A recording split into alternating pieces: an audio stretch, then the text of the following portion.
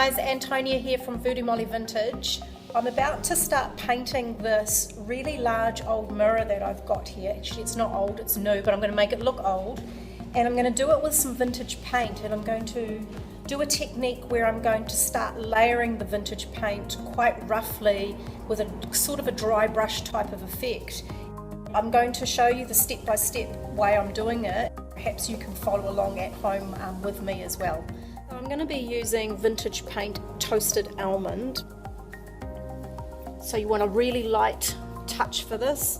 I want you to leave some of the already existing finish as you're doing it.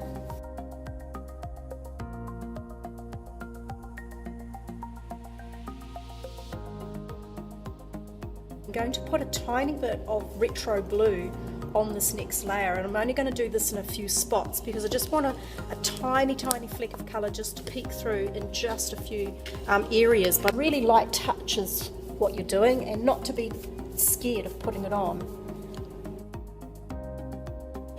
For the third step, I'm coming back to the toasted almond, and this time I'm going to be using a paper towel to help me get a really good dry brush effect. So each time I dip my brush, I'm just going to take most of it off, and then I'm going to start dry brushing it on a bit more. And this time I'm being a little bit more careful, a little bit more strategic with where I'm putting it. I want to keep some of that retro blue showing through, but the majority of it will not be seen as a colour as such, more of just a tone.